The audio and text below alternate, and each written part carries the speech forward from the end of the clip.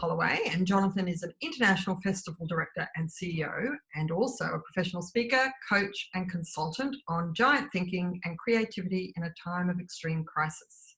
So, hello, and I believe we're chatting to you all the way from Spain. That's right. I'm in Mallorca. Hi, Peter. So for a little bit of context, we were working together and just days away from you keynoting an event we were working on earlier this year, which is one of globally, thousands or even probably hundreds of thousands that have all been postponed into next year at this stage. So I guess my first question for you is how have you adjusted to this pandemic and both professionally and personally? Well, the first thing was I was in Australia when it all really kicked off. It was about 4 days before our conference, and I just emceed the convention for the Professional Speakers Association, actually in Adelaide. And I arrived in Sydney 3 days before our event, 4 days before our event, and it was clear the airports were about to be closed. And so I jumped on a plane as fast as I could, and as soon as we realised we weren't going ahead, and returned to Mallorca, where my family are based at the moment. And I've been going between Mallorca and Australia for the past year and a half. Yeah. And now I'm physically resident in Mallorca, but mainly living on Zoom. And and so I spend every day talking with all the same places, but just not being there. A dozen or so speaking events all around the world, all just cancelled. So I did what everyone's doing, which is I claimed I'm writing a book. My favourite ever joke is Peter Cook, the British comedian, was talking to someone at a dinner party, and this person said, he said to this person, "What are you doing?" And they said, "I'm writing a book." And Peter Cook said, "Oh, neither am I." And so it's my favourite all-time joke. So yes, I'm writing, and genuinely I'm writing, and I'm obviously working out the future, and I'm doing a few gigs actually. I'm doing a lot of coaching by Zoom.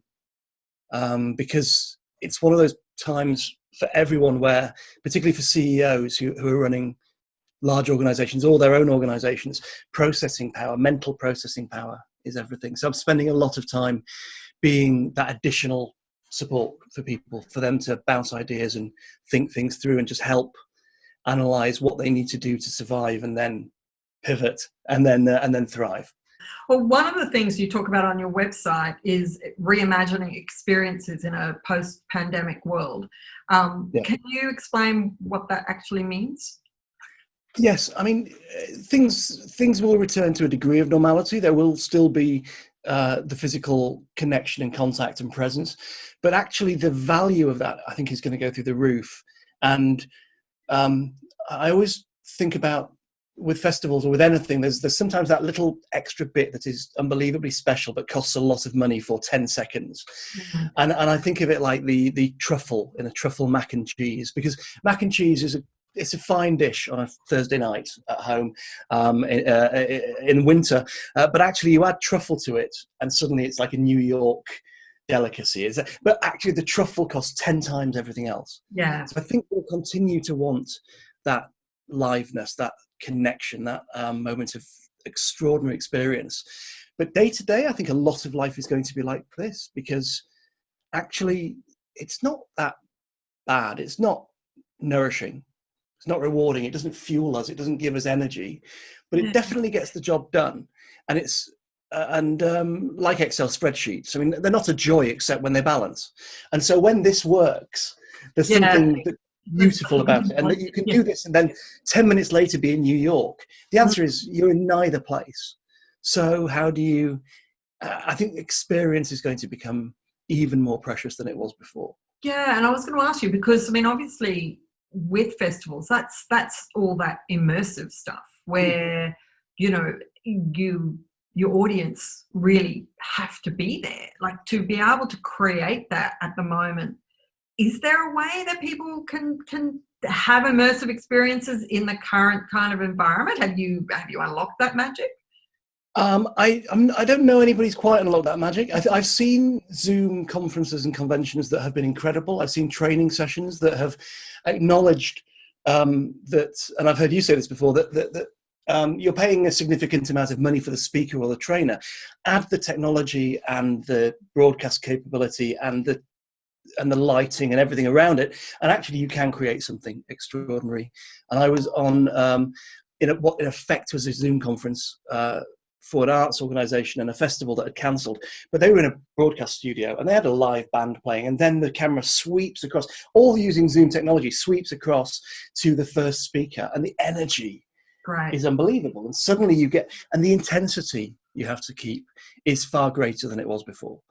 And do you think that events, like as an event producer, we need to start thinking like a broadcast producer a little bit more? Yes, I think we do, but I also think broadcast producers for the past 20 years have thought like event producers. So you look at the fact that so many of the greatest music gigs around sport, around the cricket, around the Olympics, were started by the broadcasters looking for material and a live experience. So can you reveal what's next for you then? Are you is there opportunities back here in Australia? Are you looking to?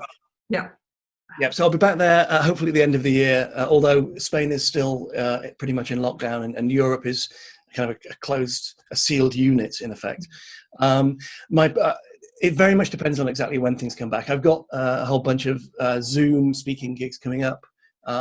Like all speakers, I've spent my life shopping and buying all the kit, because if you're buying kit, it distracts you from the fact that you're not actually earning the money to pay for but the you look kit like that you're buying. Right? Yeah. You look like, it feels like progress. When the doorbell rings, you think, progress. Yeah. It's like when you used to get an email saying you had a gig. Now you think, I've got post, or parcel. And so I'm doing that, and then I'm doing a lot of coaching and a lot of consulting, because this is the more difficult. We're about to enter the more difficult section of this. Shutting down is novel.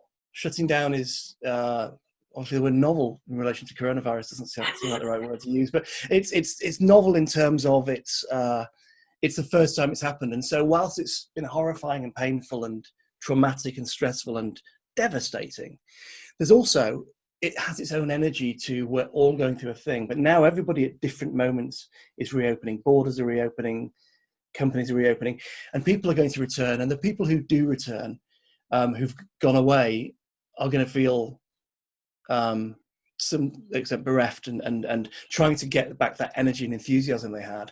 Then you have the people who stayed, who have survivor guilt, and who everybody, or who think, how come I didn't get 10 weeks off on half pay? And then you get, just all the plans are changed. And so managing that process is going to be hugely important for everyone. So really I'm working with a couple of governments, a few big organizations around the world, and then leaders and senior people, helping them devise that strategy and communication in order to, again, entrance ramp people rather than exit ramp them. People who never expected to leave they face mortality professionally. We've all faced a professional mortality that we never believed we would.